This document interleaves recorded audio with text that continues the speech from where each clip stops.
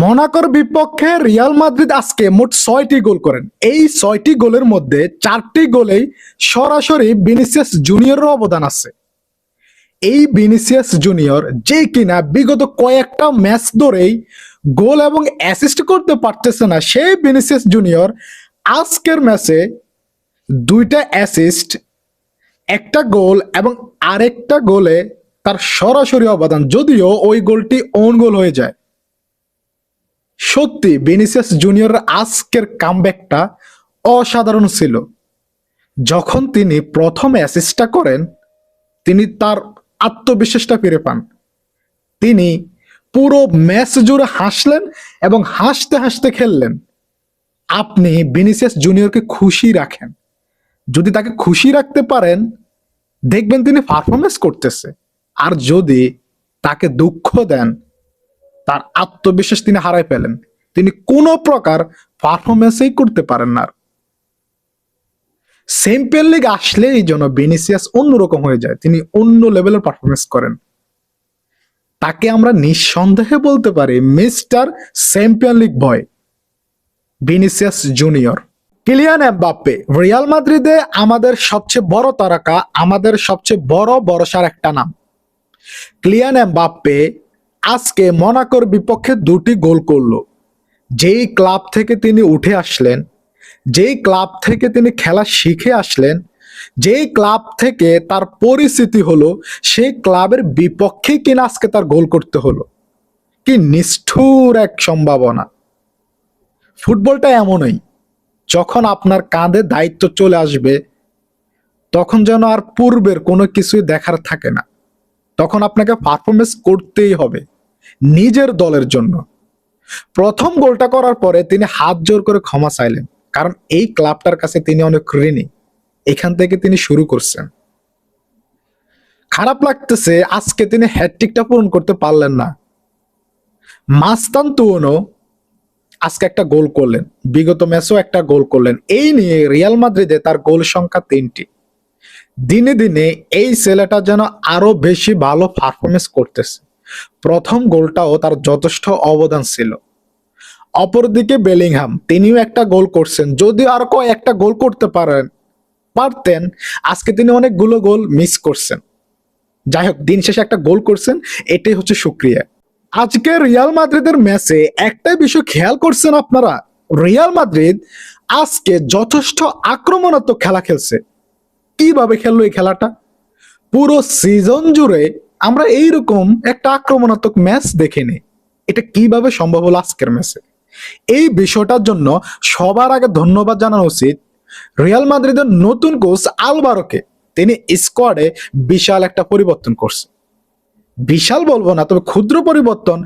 But এই ক্ষুদ্র পরিবর্তন যে এতটা প্রভাব রাখবে মাঠে, এটা আসলে কল্পনার বাইরে ছিল। আজকে আলভারো রিয়ালের স্কোয়াডে 5 জন মিডফিল্ডার ব্যবহার করছে।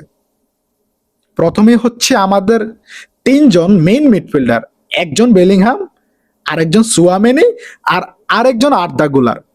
এই 3 জনের বাহিরে আমাদের আরো 2 জন মিডফিল্ডার ছিল। আপনারা জানেন যে দীর্ঘদিন যাবত ধরেই বালবার্দে এই বেচারা রাইট ব্যাক পজিশনে খেলতেছে, মানে একজন ফুল ব্যাক হিসেবে খেলতেছে। আজকে লেফট ব্যাকে নামানো হলো কামাভিঙ্গাকে। যদিও লেফট ব্যাকে আমরা প্রফেশনালি লেফট ব্যাকের পজিশনের প্লেয়ারই দেখি, বিশেষ করে ক্যারেরিয়াস আছে, আরো কয়েকজন আছে, কিন্তু আজকে জায়গায় কামাভিঙ্গা নামে। যেহেতু কামাভিঙ্গা, বালবার্দে এই দুজনেই মিডফিল্ডার, যদিও দুজনেই ফুল ব্যাকে খেলতেছে, তারপরেও তো দিন শেষে তারা দুজনেই মিডফিল্ডার।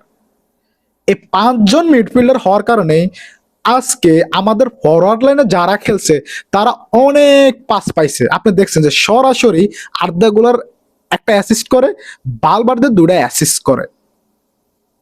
খেলার মধ্যে বিশাল একটা পরিবর্তন ঘটে, সেটা স্কোর লাইনের দিকে তাকালে বুঝতে পারবেন এবং রিয়ালের আক্রমণাত্মক খেলাটা দেখলেই বুঝতে পারবেন। মজার বিষয় হচ্ছে সেকেন্ড হাফের পরে একেবারে শুরুতে অ্যাসেন্সিওকে উঠাই নিয়ে কোচ আলভারো তিনি সেবলসকে মাঠে নামাই দিলেন। এখন দেখেন আমাদের মিডফিল্ডে কয়জন? টোটাল 6 জন। প্রফেশনালি আমাদের ডিফেন্সে খেলাইতেছে একজন, সেটা হচ্ছে হুইজেন, আর বাকি সবাই মিডফিল্ডার। সো সবাই মিডফিল্ডার, এখানে আক্রমণাত্মক খেলা হবে, এটাই তো স্বাভাবিক, তাই না? দেখেন আলভারোর আরেকটা মাস্টার ট্যাকটিস দেখেন, ট্যাকটিস বলবো না, মাস্টার ক্লাস একটা সাবস্টিটিউট দেখেন। যখন মোনাকো প্রথম গোলটা করেন তারপর থেকে কিন্তু মোনাকো মোটামুটি টাইপের একটু আক্রমণাত্মক খেলা খেলার সুযোগ পাচ্ছেন, যেহেতু সবাই আমাদের মিডফিল্ডার, সবাই আক্রমণের জন্য উপরে উঠে যাচ্ছেন। এই সুযোগে মোনাকো কিছু সুযোগ নিচ্ছেন, শট নিচ্ছেন গোল বারে। যদিও কর্তো আছে, আমাদের কোনো টেনশন নেই। এইটা তো আজকে আগুন পারফরমেন্স দিছে, কর্তো সবসময় এমন আগুন পারফরমেন্স দেয়, ওর কথা না বলি।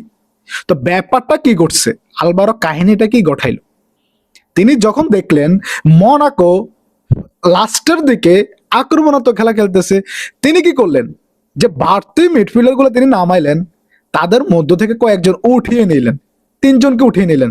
তিনি তিনজন মিডফিল্ডার উঠিয়ে তিনি তিনজন ডিফেন্সের প্লেয়ার নামাই দিলেন। কারণ কি, যাতে রিয়াল মাদ্রিদকে আর কোনো গোল হজম করতে না হয়। কারবাহালকে নামালেন, ফ্রান্সিসকো গার্সিয়াকে নামালেন, আর আরেকটা ছেলে নতুন সম্ভবত দানি মেসনে কি একটা নাম, ওকে নামাই দিলেন। এই যে তার উপস্থিত বুদ্ধিটা, যখন তার গোলের প্রয়োজন ছিল তখন একাধারে প্লেয়ার নামাই দিছেন, যাও তোমরা গোল দাও, অ্যাসিস্ট করো।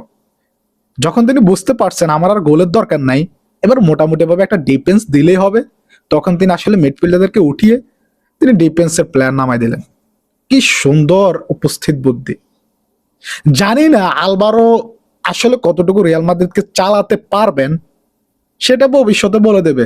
বাট আজকের ম্যাচে তিনি যা করে দেখালেন সত্যি অসাধারণ ছিল। সেই ঘুরে ফিরে কিন্তু রিয়ালের এই প্লেয়ার গুলাই, যে প্লেয়ার গুলা জাবি আলোনসোর আন্ডারে পারফরমেন্স করতে পারেনি, তারা আজকে কিভাবে পারফরমেন্স করতেছে। যেই ভিনিসিয়াস জুনিয়রের কাছ থেকে জাবি ভালো পারফরমেন্স বের করে আনতে পারেনি, সেই ভিনিসিয়াস জুনিয়র আজকে আলভারোর আন্ডারে ভালো পারফরমেন্স করতেছে। কারণটা কি? কারণটা হচ্ছে ভিনিসিয়াসের ভালো পারফরমেন্স বের করার জন্য আপনি স্কোয়াডে ভালো কিছু মিডফিল্ডার নামাই দেন, বল সাপ্লাই দেন, বাকিটা সে এমনিতে করে দেখাবে, যেটা আজকে করে দেখাইছে। আজকে ভিনিসিয়াস বল সাপ্লাই পাইছে, কিভাবে পাইছে? ওই যে বললাম আজকে আমাদের মিডফিল্ডার বেশি, বেলিংহাম মিডফিল্ডার বেশি হওয়ার কারণেই বেলিংহামকে আজকে নিচে খেলতে হয়নি, তিনি অ্যাটাকিং মিডফিল্ডার রোলটাই বেশি প্লে করছেন, যার কারণে ফরওয়ার্ড লাইনে মাস্তানতুনো বলেন, ভিনিসিয়াস বলেন, এমবাপ্পে বলেন, সবাই মোটামুটি বল পাইছে। সো আলভারো আইসা এই বিষয়টা পুরোপুরি পরিবর্তন করে দিছে। এই জন্য আলভারোকে আরেকবার ধন্যবাদ জানাই। সো আজকের এই ম্যাচ নিয়ে আপনাদের কার কেমন মন্তব্য সেটা জানাতে পারেন কমেন্ট বক্সে। যারা ভিডিওটি এখনো পর্যন্ত দেখলেন তাদেরকে জানাই অসংখ্য ধন্যবাদ এবং অবশ্যই ফলো করে দিবেন।